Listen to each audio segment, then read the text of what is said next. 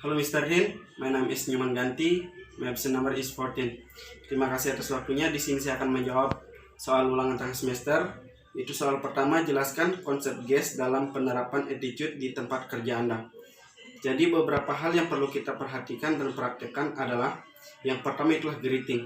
Greeting sendiri adalah membiasakan diri untuk menyapa seseorang, baik yang kita kenal ataupun tidak. Kalimat yang dapat kita gunakan adalah selamat pagi, halo teman-teman, dan lain-lain. Tujuan dari greeting sendiri adalah untuk membuat tamu atau orang lain senang karena merasa diperhatikan. Yang kedua itu adalah urgent. Urgent dimaksudkan adalah disegerakan.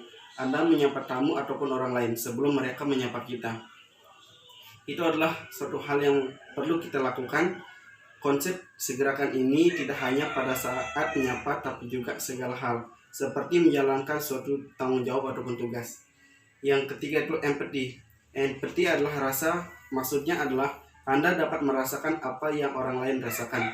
Ketika orang lain atau tamu merasa sedih, maka Anda harus juga merasakan. Dan juga kita harus melakukan hal dengan penuh keikhlasan dan rasa tanggung jawab. Yang keempat adalah smile, senyum, smile atau senyum. Hal ini sangat berkaitan dengan pelayanan. Kebiasaan tersebut harus dibiasakan. Senyum di sini ketika bertemu dengan orang lain, jadi kita harus menyapa mereka dengan tersenyum. Hal itu menunjukkan bahwa Anda senang menyapa mereka. Smile is everything. Yang selanjutnya adalah teamwork.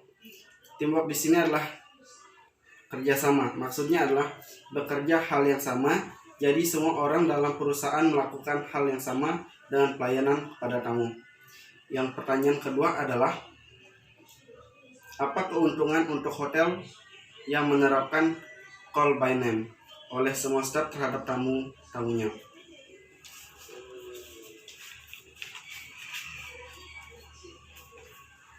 Baik, call by name sendiri artinya adalah kita harus membiasakan diri ketika menyapa tamu atau orang lain itu menyebut nama.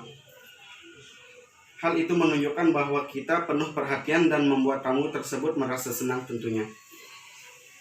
Keuntungan bagi perusahaan ataupun hotel yang adalah kita mengenal istilah long time, yang dimana maksudnya adalah berefek secara berkepanjangan.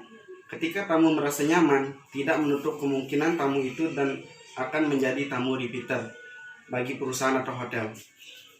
Kemudian pertanyaan yang ketiga adalah, salah satu good attitude yang harus diperhatikan adalah courtesy dan honestly. Jelaskan dan berikan contohnya. Jadi courtesy artinya dalam keseharian kita harus mempraktikkan tentang keramah tamahan, seperti kita memperhatikan konsep GES. Contohnya kita menerapkan greeting setiap bertemu tamu atau teman. Yang kedua itu honestly. Honestly adalah artinya kejujuran. Perlu kita praktikkan dalam kegiatan sehari-hari ketika mereka berada di lingkungan kerja.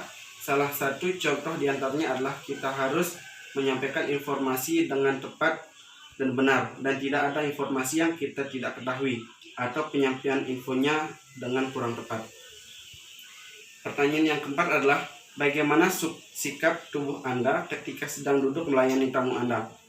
Jadi ketika duduklah dengan santai dan anggun. Letakkan tangan pada sandaran kursi atau di pangkalan dengan posisi tangan bersilang.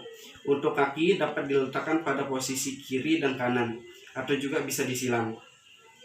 Selain dari sikap tubuh, perlu beberapa hal yang perlu kita perhatikan, diantaranya adalah tataplah wajah lawan bicara dengan senyum.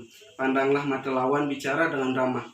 Fokus dan perhatikan fokus pembicaraan atau pokok pembicaraan. Bersikap tenang, jangan melakukan gerak-gerak yang membisikkan.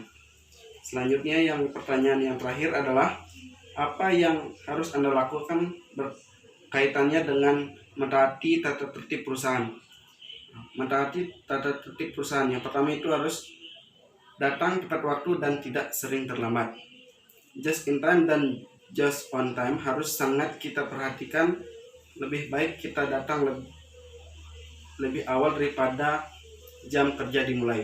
Yang kedua itu adalah memberitahu kita berhalangan hadir ataupun akan datang terlambat.